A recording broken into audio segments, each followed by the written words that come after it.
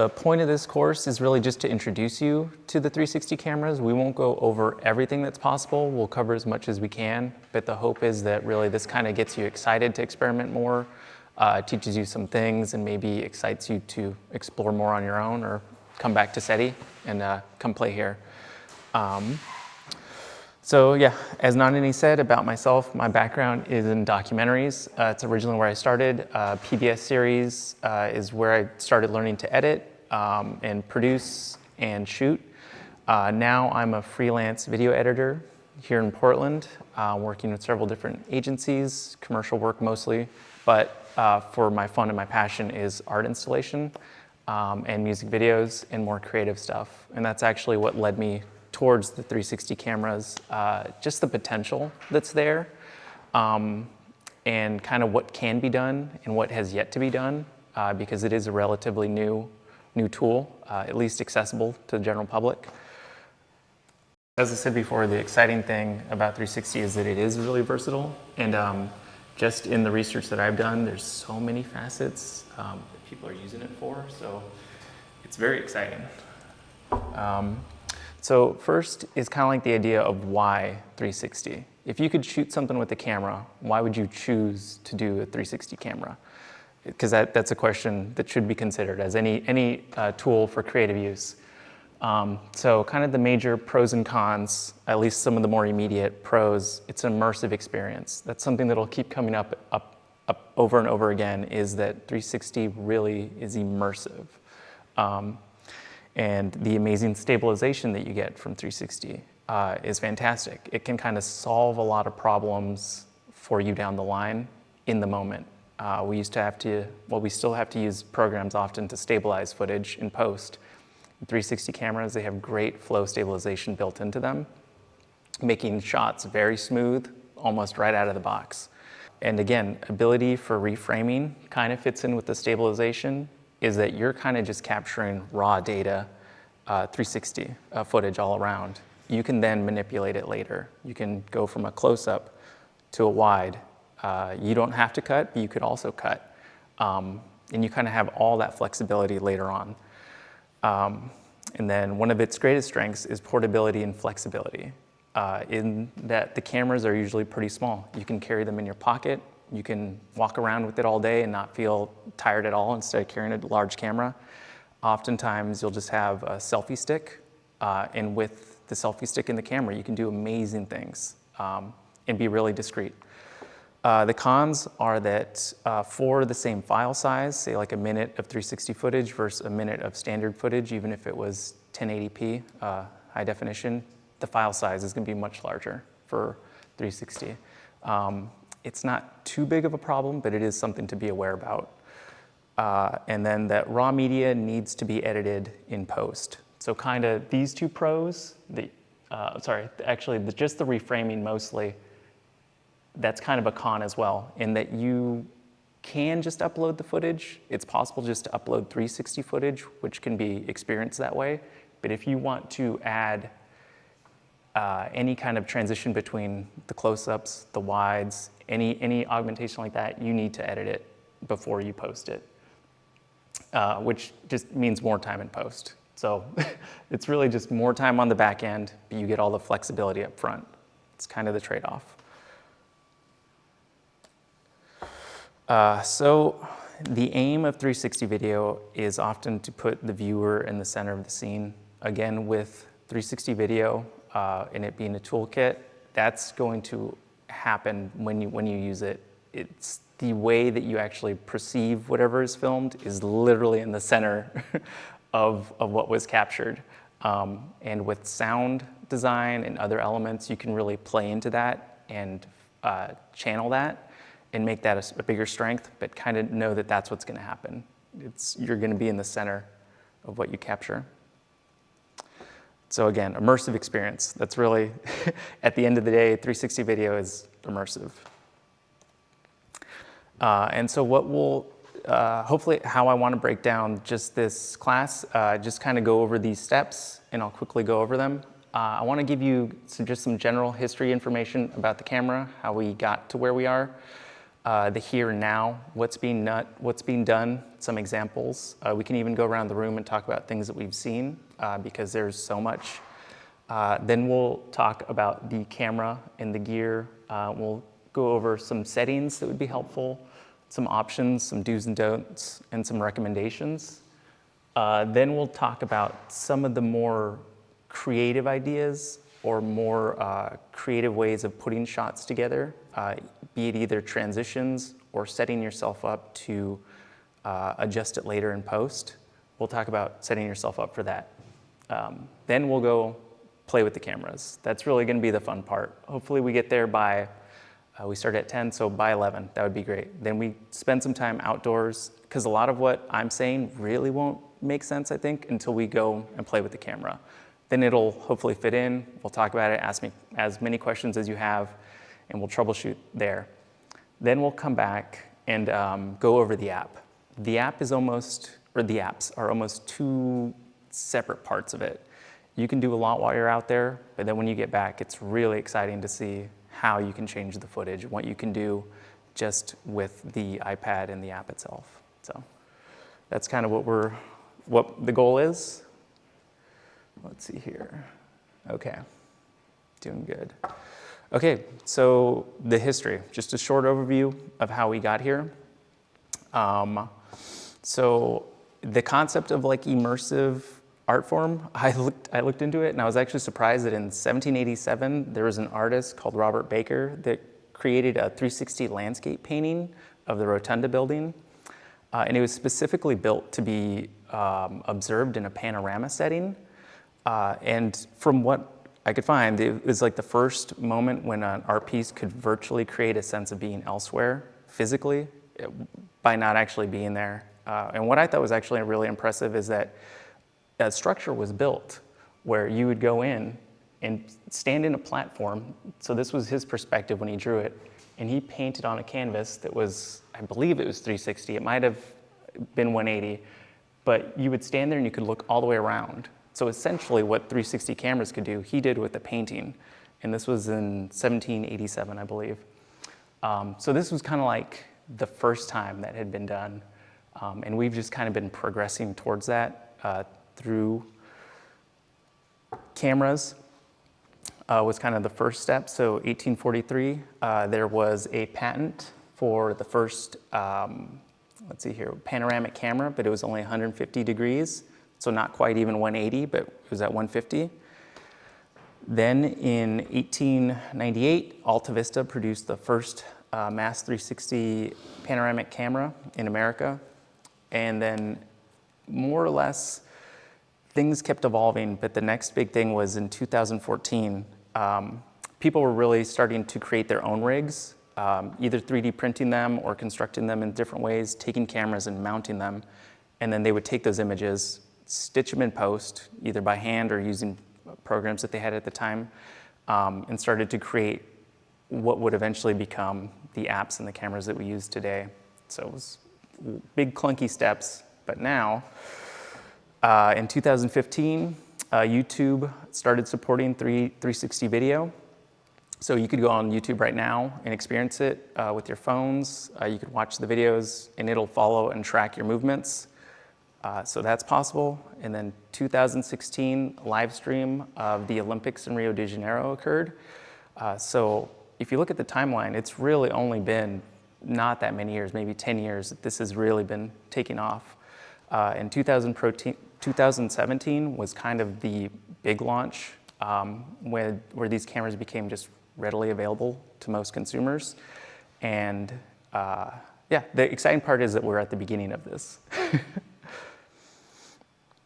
Okay, so the current cameras that we have operate the same way. Others might operate differently, but the ones that we have use two lenses, one facing forward, one facing backwards. And the video files that they create are stitched in the camera, meaning that it's essentially the edges get feathered and they get lined up. So there's more or less a seamless edge, but there is still a stitch point, which we'll talk about later. But this is essentially the same technology that's used for Google Street View, and it captures everything around it at once. Let's let's see here. So an example of what a stitch point is, I took this little video. Let's see if it'll play. I don't know how the Wi-Fi is in here.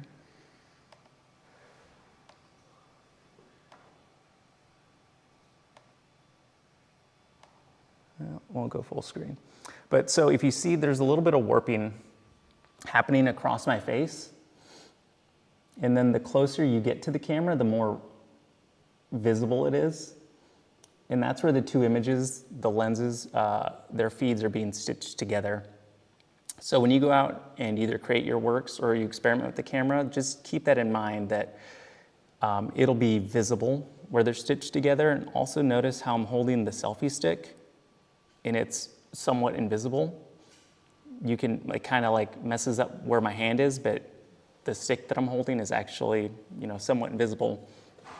So a lot of the more complex creative shots that we'll use kind of use the stitch point as a way to hide the way the camera's being held and mounted.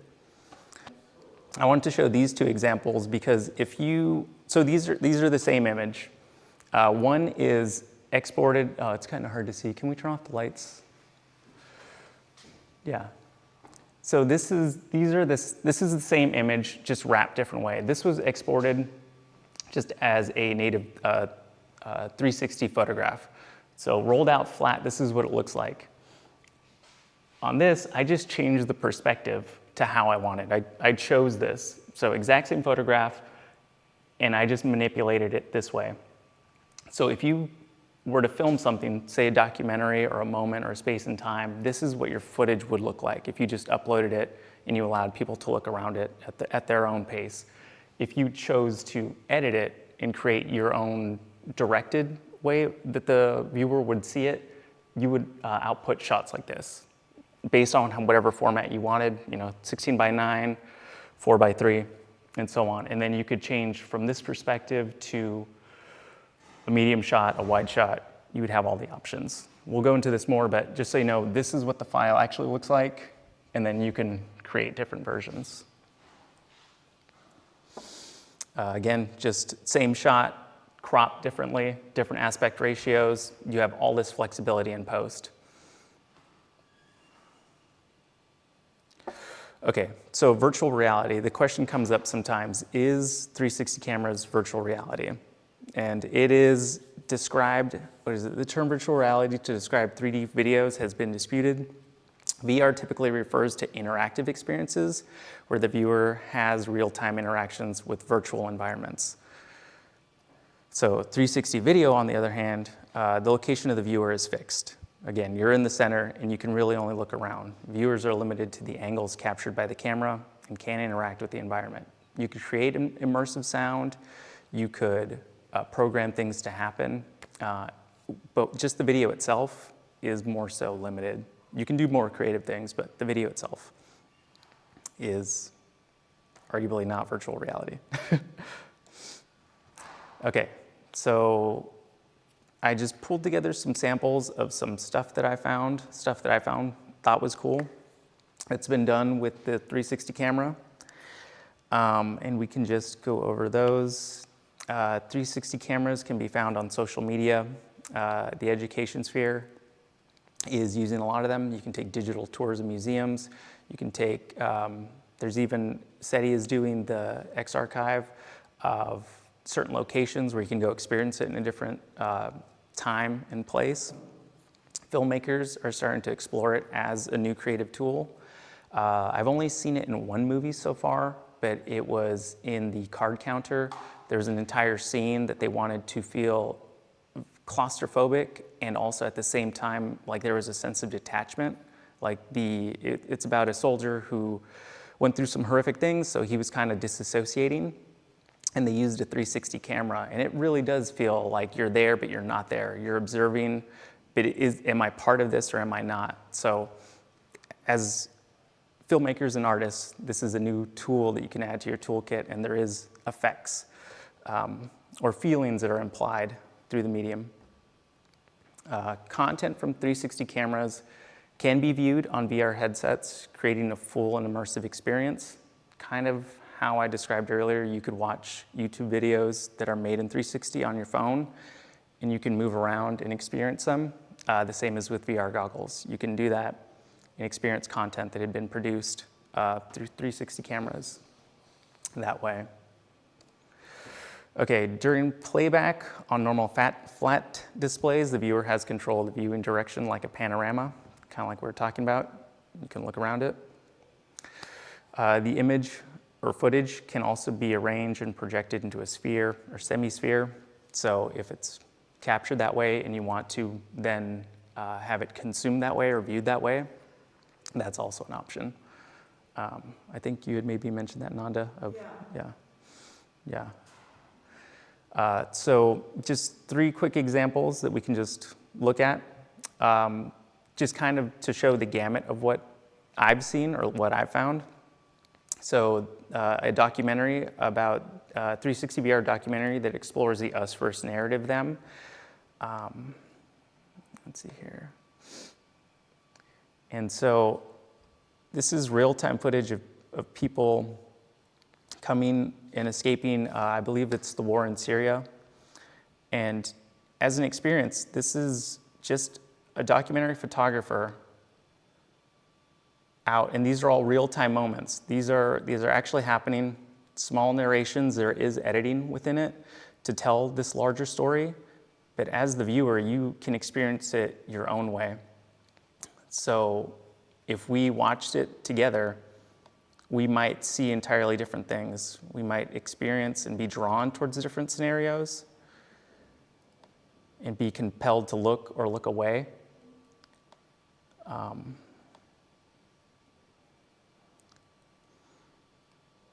So that was that example. Let's see here. Okay, nope. There we go. And then this is more of what you typically see with 3D cameras, at least currently. A cinematic short film created with only a selfie stick and an Insta360 RS, very similar to one of the cameras we'll be using. This is more flashy and dynamic and more really shows the capabilities of what can be done in post with these cameras. And so the difference between this and, say, the documentary we just saw is that this, you don't have the control to move around the scene. All these shots have been selected by the filmmaker. They've been stabilized, or at least the camera's done the stabilization. They've chosen to do maybe slow-mo here and there, change the perspective. So maybe wide lens, narrow lens is selected. And it's very dynamic. And again, this was all done handheld or selfie stick and the GoPro, or sorry, the Insta360. And what you're seeing is a lot of those camera moves were all done in post. The camera was just being held more or less still, or maybe he was moving it backwards.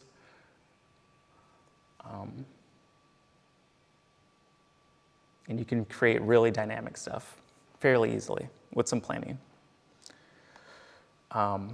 And then the last example is a really creative short film that I saw. It's Ashes to Ashes. So it's from the perspective of grandpa in an urn, and the family is arguing over what they should do. It's kind of a dark comedy, but also starts to break the fourth wall and acknowledge the fact that it's being made. So as an art piece, it's kind of pointing at itself, but just the fun that they have I thought was really interesting. And again, this is one where this is scripted and there's action happening everywhere. So you can see all the detail that people go into. There's set design, actors, wardrobe, timing, lighting, all these elements. And then you can see the camera itself. That's almost part of it.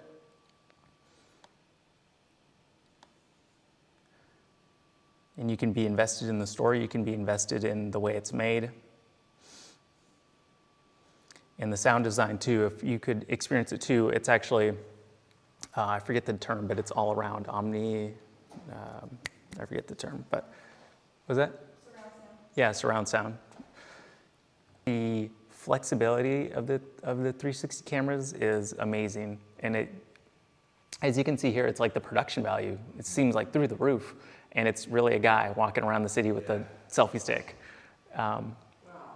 Yeah, it's wild. And in the app, whenever we get to that point, you'll see that there's a lot of like, I wouldn't say, it's kind of like a mix between tutorials and also templates, in that it'll kind of set you up with like, oh, do you want to try this shot? And it'll kind of give you a quick rundown of how to accomplish that. And then it's more straightforward than you think, but it's kind of hard when you first step into it. So let's see here next.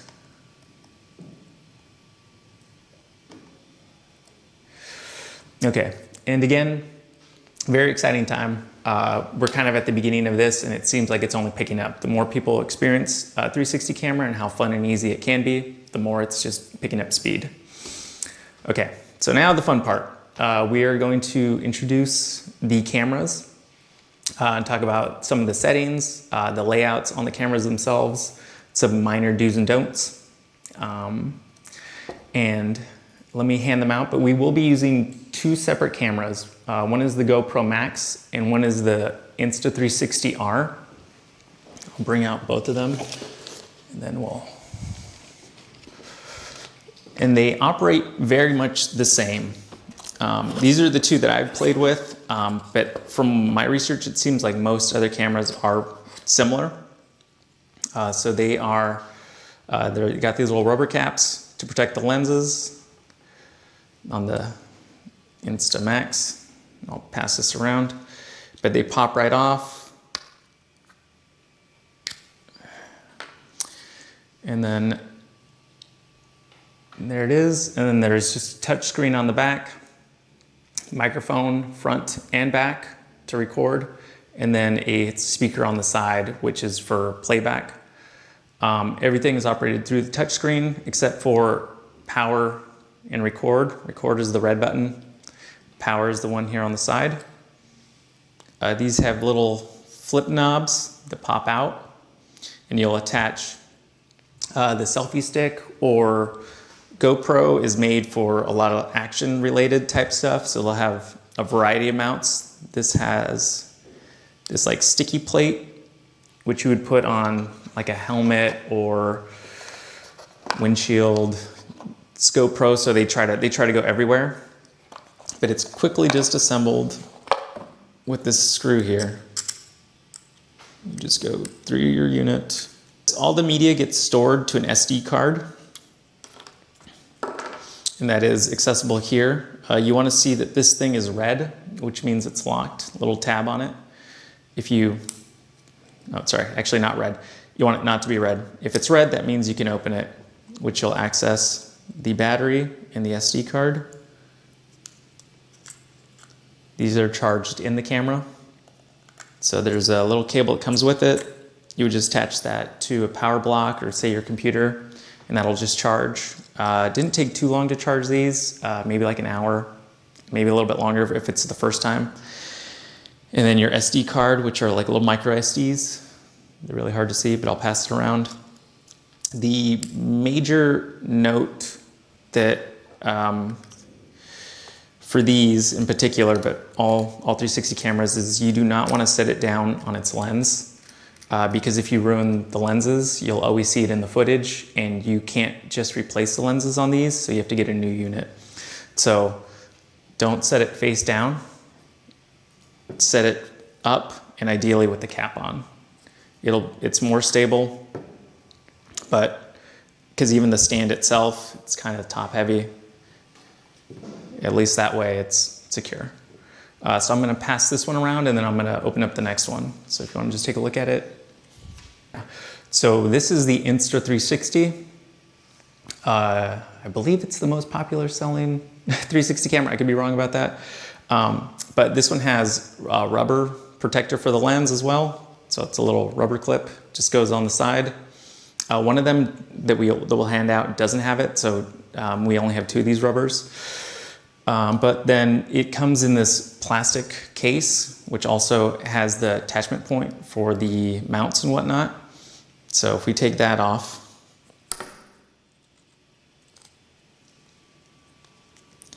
kind of opens like a clamshell, and this kind of grips over the top and locks into it. And to unlock it, it's just at the top, a little tab, pull back, and you open. And just be careful because it can fall right out. And this is set up to be a modular unit, meaning you can replace the batteries. So if you have spare batteries, you can just flip it in there, but it also has separate, I believe, processors. I turned it on and I'm not sure how to turn it off. Oh, that's okay. Okay, so the battery comes right off, and then there's 2 units on here, which is the lenses. So you can get different lenses. They make like more action style cameras, which are like really wide lenses that you can attach on here, but it would only be one directional, or the 360 model. And I believe those are the only 2 lens options that they have currently. And then you could also upgrade this part, which is what records it. This is the actual processing part.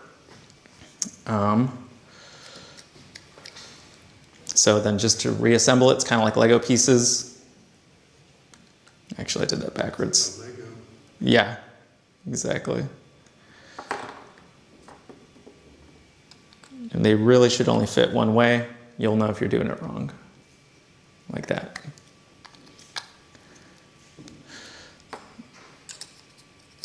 And then I'll pass this one around. I've played around with both. I have a preference in that I like to play with the Insta because the app is a little funner. There's a little bit, I just like the options that you're given in the app, but both cameras function great. I actually think the feel of the Max feels better. It feels sturdier. I like the super wide view of that one. Image quality, I haven't really looked into that, which one's better or worse, but I like the app of Insta360 more, but it's just my opinion. And then I'm gonna pass this around, then if we have any questions, but we will get into turning it on, turning it off, and settings and whatnot. So to turn it on, flip around, this will be the power button, and you'll just hold it. And there you go. And so you might not see an image if you're using the Maxes because one of the lens caps is on. Yeah. And when you take out the rubber stops or whatever, if you just toss them in there, that way we keep them all together.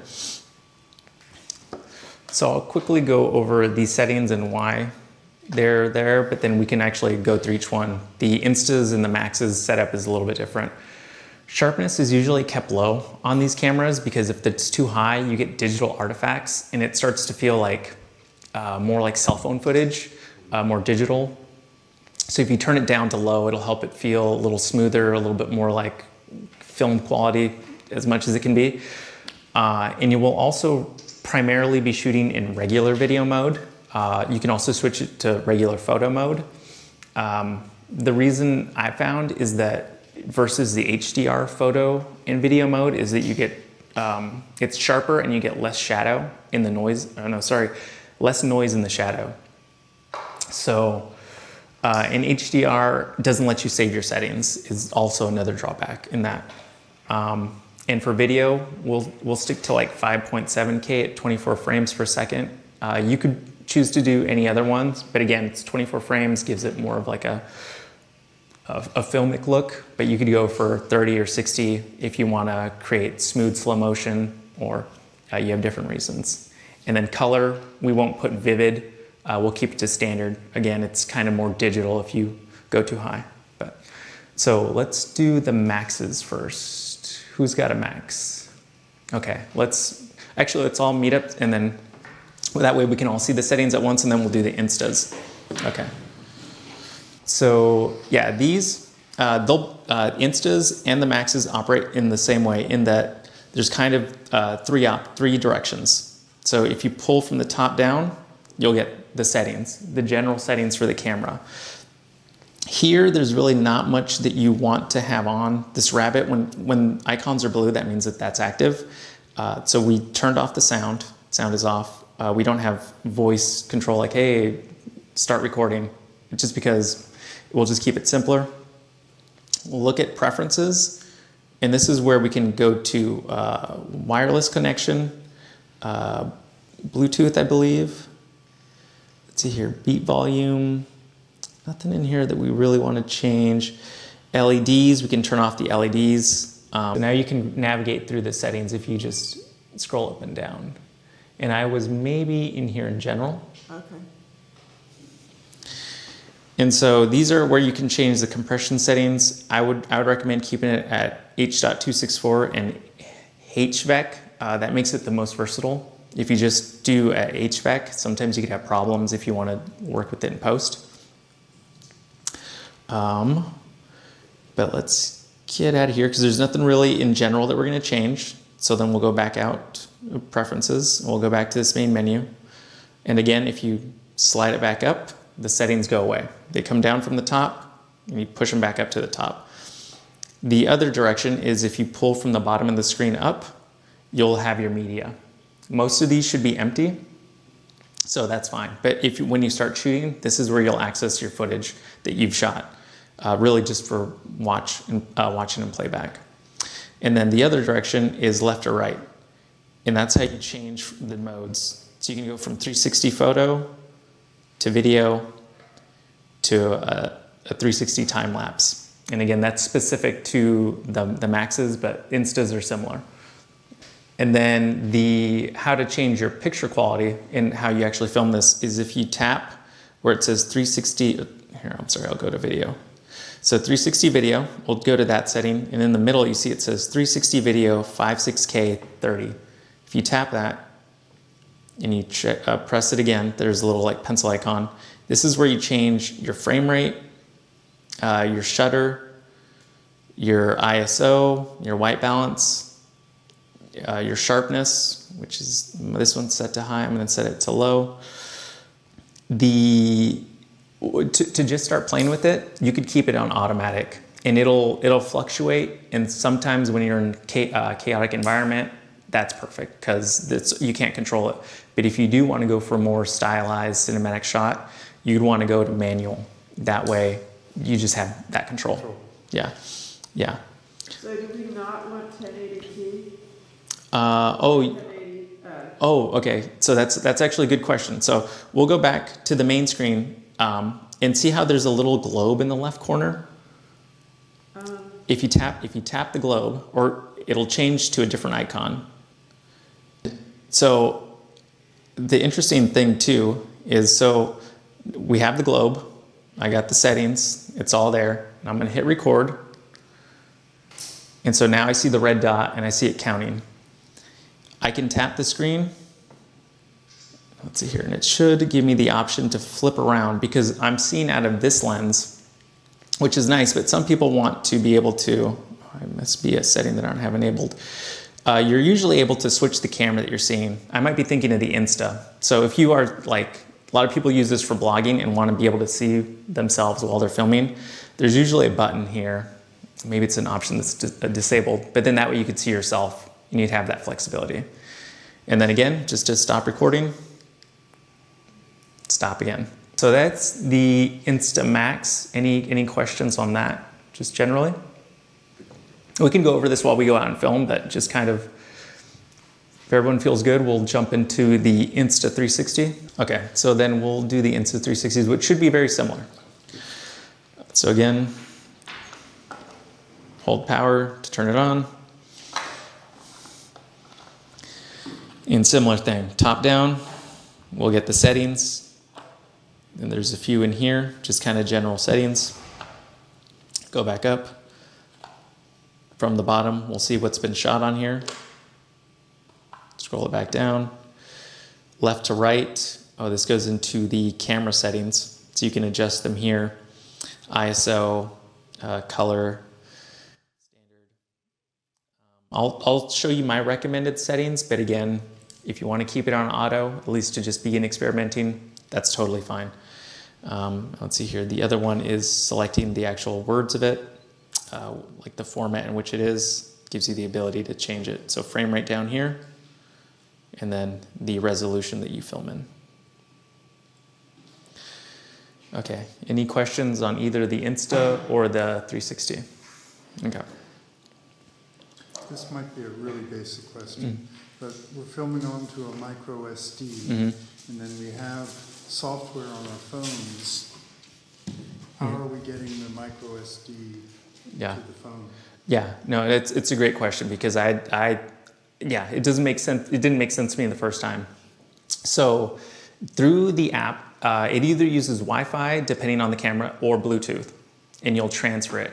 If, say, you were shooting something and you wanted the highest fidelity, you would take the SD card out and put it into a card reader, in which case you could, for Insta360, they do not have a desktop editing software for Macs, but they do for PC. The GoPro does have a plugin for Premiere, and I believe also a standalone, also a standalone app. So you have all the control, desktop, the highest fidelity. But if you were posting this to social, or this was more for an immediate thing, through the app looks great. You actually have a couple of settings to bump up the resolution or bump up the bit rate, so you can still get pretty good, really good content out of it.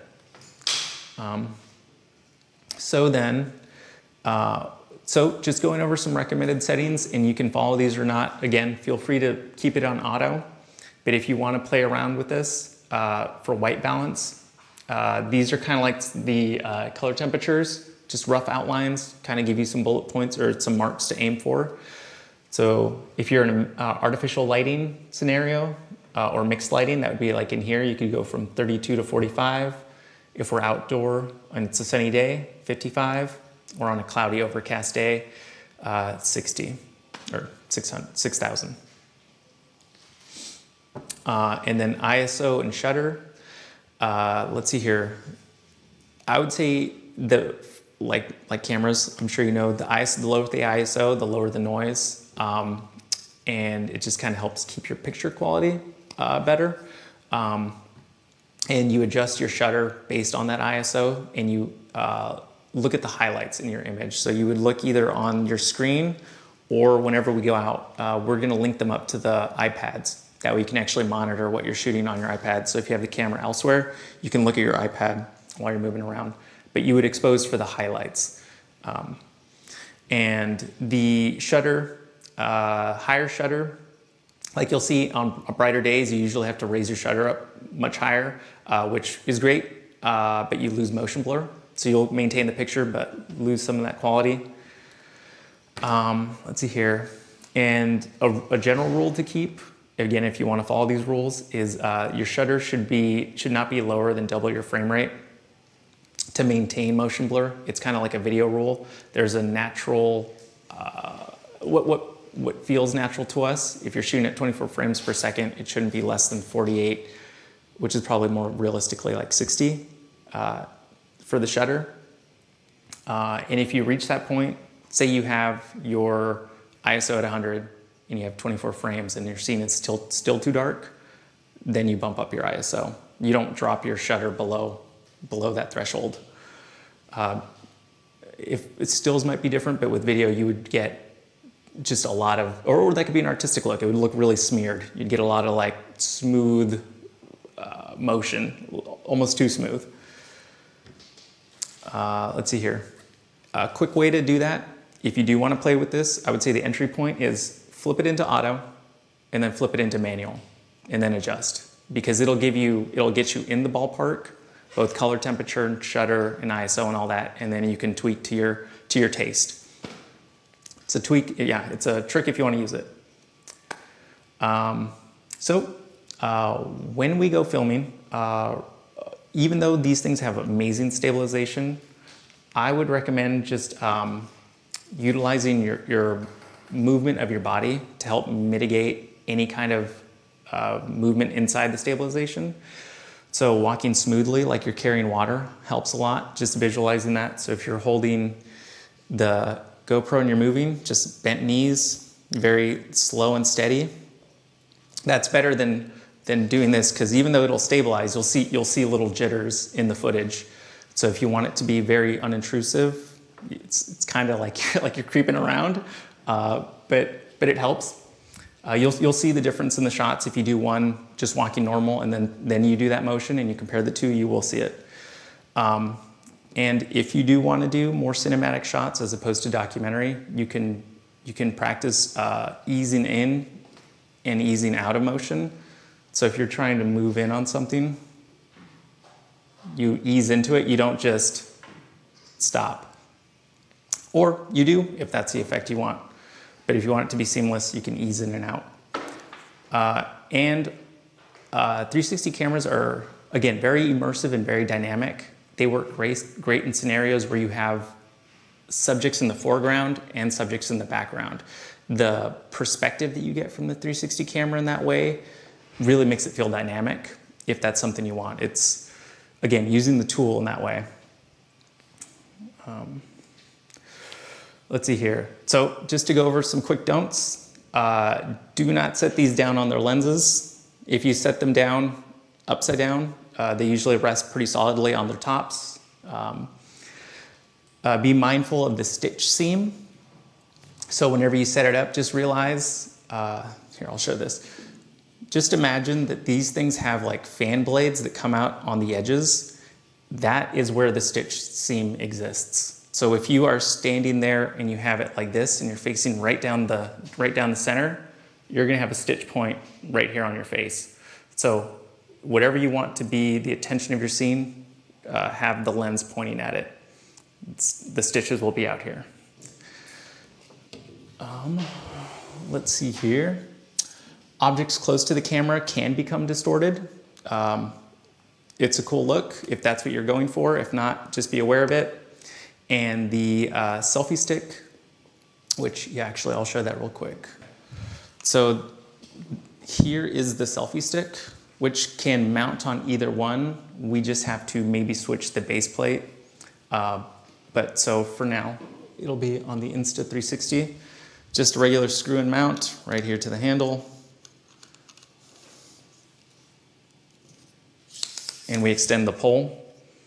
And with the selfie stick, you don't want it to be, sorry, for a certain effect, what you don't want is for this unit to be, no, it's not loose.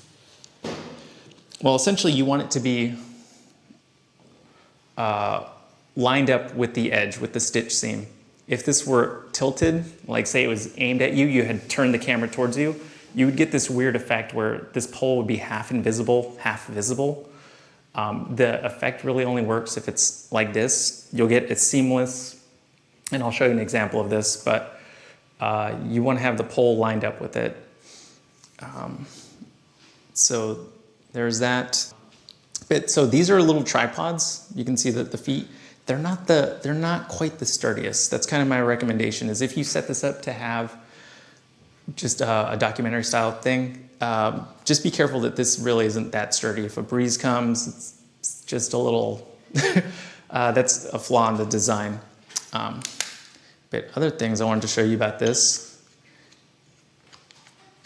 is that this has a little twist knob on here that you lock into place. So if you turn it one way, it'll lock, and now it no longer spins. If you unlock it, this top now can spin around freely. And that can give you some cool things. Like if you tighten it on there and you turned on your 360, there's an effect where you do that and it gives you an invisible drone effect, because again, it'll stitch out the pole. The pole won't exist in the video feed, but you'll get this camera that's orbiting you. And it looks really mysterious. I'll show you some examples of that. Okay, so kind of like how we just started talking about there, I'll just show you some quick examples of some creative stuffs, and then we'll go out there. We'll get you guys, yes, perfect. Okay, so I'll just plant these seeds, and if you decide to use these, that's great. We can always look at what you captured later and make some of the stuff happen too. But there's POV shots. With this camera, you can just essentially use it as though, even though it's in a 360 mode and you're filming everything, you can walk towards an object pretty quickly, and it'll be very dynamic because you can zoom in and out of this position. So if you're walking down the street and just holding this, you can start wide and zoom in all in post, and it feels super dynamic. I'll show you some examples of that. The orbit shot, which I just showed you, where you put it on the pole and you spin it around and you get a top-down view. Third-person perspective, if you're using this and walking around and carry it either over your shoulder and you know, want to make sure that it's either pointing straight down, straight up, you get like a 360 video game shot as though you're being followed by a 3D camera. It has to go somewhere, so ideally you place it where it's least noticeable. A 360 time lapse, you could set this up on a tripod in a location and just let it run for 5 minutes, however long, and just speed it up in post. And then you can speed up time and actually move around that sphere. So, interesting thing, time hyperlapse, same thing as well. You could walk around with this thing for 5 minutes, just slow and steady, take a tour or whatever, and then speed it up in post. And again, move around the orb while you're walking. So once you start to play around with a few ideas, you can mix and match, blend them together, a lot of creative stuff. Tiny world is a really common one in 360, where I think I had shown it to you earlier, where you're in the center of it and it bends the horizon line all the way around you so that you're at the center of this thing. The apps have tracking capabilities where you can, through the app itself, track a person, and they can track them in 3D space. And there's some animated features within there, but even if you took it into a third-party program,